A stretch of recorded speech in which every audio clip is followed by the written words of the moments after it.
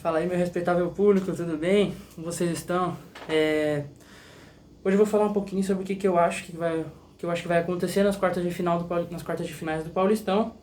Quem eu acho que vai passar e eu vou tentar acertar um resultado ali e alguns pensamentos que eu tenho sobre os jogos, né? O primeiro jogo, que é o jogo já de hoje, o jogo de sábado do Palmeiras, que é daqui a pouco, aliás, Palmeiras e São Bernardo. É um jogo que na verdade é bem difícil de opinar, porque os dois times vêm muito bem. O Palmeiras é o que passou em primeiro na tabela geral e o São Bernardo é o que passou em segundo. Então é muito difícil de você tentar acertar um resultado. Mas pelo histórico, né, dos dois times, por exemplo, o Palmeiras é um time grande, um time de bom elenco também, né, sempre chega nas finais e sempre não, mas na maioria das vezes agora tá conseguindo vencer. Então eu coloquei 2-0 pro Palmeiras, mas é um jogo de muito, que pode acontecer tudo. Acho que é o melhor jogo dessas quartas de final, o mais equilibrado com certeza, mas por o Palmeiras jogar em casa, com a sua torcida, com o elenco quase todo completo em campo, né? E sem pressão nenhuma agora, né? O time jogando melhor, tudo. Eu acho que Palmeiras 2-0, mas se fosse um 2-1 ou se o jogo fosse para os pênaltis também não me espantaria. Dependendo do que acontecer, se o São Bernardo conseguir segurar o Palmeiras naqueles 15 minutos iniciais de pressão que o time do Abel Ferreira sempre faz, pode ser que a gente tenha surpresas, né? Aliás, fala desse time do São Bernardo, um time muito bom, muito bem treinado. Conseguiu vencer o São Paulo, conseguiu vencer o Corinthians. Empatou com o Santos, se eu não me engano. Empatou com o Braga ou perdeu de 1-0. Mas é um time muito bom, um time muito bem treinado. Gosto muito de ver o time do São Bernardo jogar, mesmo que tenha ganho do meu São Paulo, infelizmente. Mas é um time muito bem treinado. Hoje vai ser um grande jogo, eu espero pelo menos. E eu acho que o Palmeiras vence. Mas como São Paulino, se o São Bernardo vencesse, não ficaria nada triste, né? Agora o próximo, São Paulo e Água Santa. Eu, como São Paulino, assisto todos os jogos do São Paulo, até, sei lá, se tiver um amistoso contra, sei lá, o time de Caraguatatuba, eu vou assistir o São Paulo. Então eu sei como o São Paulo joga, o que o São Paulo faz nesse tipo de jogo. E assim, eu tenho medo de como o São Paulo vai entrar, né? Porque o São Paulo depende muito do espírito, né? De como o time entra em campo, de o que acontece nos primeiros minutos. Isso me preocupa muito, né? Mesmo que com o Rogério, na minha opinião, isso tenha melhorado um pouco, principalmente nos clássicos, mas o time ainda não é aquele time que tem a cabeça boa para tipo de jogos assim, né? Eu coloquei aqui um resultado de 2-1, até porque o São Paulo vai ser mandante com a sua torcida, e isso acaba inspirando muitos jogadores, normalmente, pelo menos, né? Mas, infelizmente, também não me espantaria, pela campanha que o Água Santa vem fazendo, o Água Santa conseguir passar pelo São Paulo. 1-0, 1-1 pênaltis, pros dois lados, assim, né? E isso me preocupa no São Paulo. É um time muito irregular, o time do Rogério Ceni, infelizmente. Mesmo que faça bons jogos na maioria das vezes, é um time muito irregular que a gente não sabe como vai entrar em alguns jogos. E o meu medo é o São Paulo num jogo desse, mesmo entrando. O São Paulo tá com um problema de lesão muito grande, assim como em todos os outros anos, mas tem alguns lesionados que estão voltando. Já voltaram alguns contra o Botafogo e alguns vão voltar hoje hoje não, sábado, segunda-feira contra o Água Santa. Entre eles o Edson, que é o substituto do Caleri, veio para ser substituto do Caleri, os dois estão lesionados. Agora o Edson vai voltar, não sei se vai ser titular, provavelmente não, por já ser um jogo de mata-mata. Eu não acho que o Rogério Ceni vai colocar já o Edson de titular. Mas tem o David também que voltou. O Wellington e os dois já entraram, o David e o Wellington já entraram contra o Botafogo de São Paulo na semana passada. Tem alguns jogadores voltando, o Beraldo, por exemplo, o Diego Costa. O Diego Costa provavelmente também não joga. O Beraldo talvez jogue, não de titular. O Arboleda também voltando.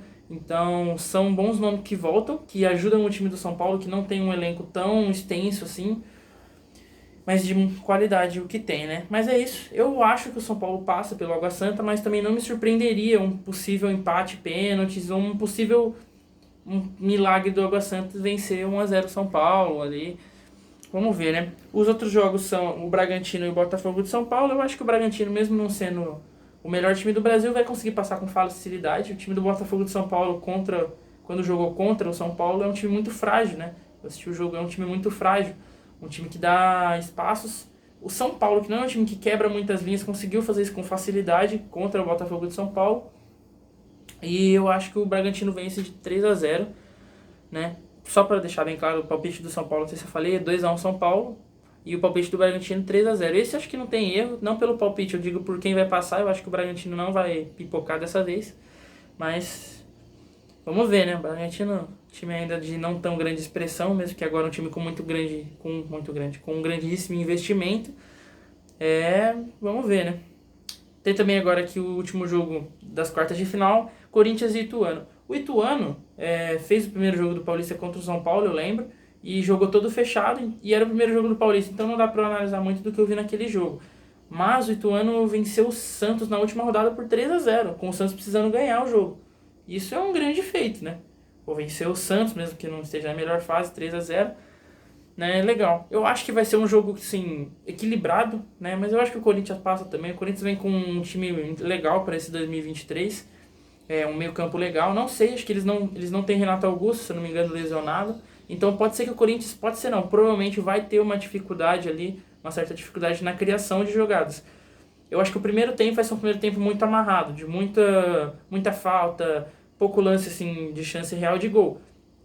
Mas acho que no segundo tempo o Corinthians consegue se sair melhor e vencer o Ituano. Também não me surpreenderia um possível pênalti, mas por ser no Itaquera o jogo, na Neoquímica Arena, com a torcida do Corinthians apoiando, eu acho que o Corinthians vence, nem que seja por 1-0. Vai ser aquele jogo mais feio, assim, né? O Ituano vai querer segurar o Corinthians, vai querer segurar o jogo para tentar ir para os pênaltis, né?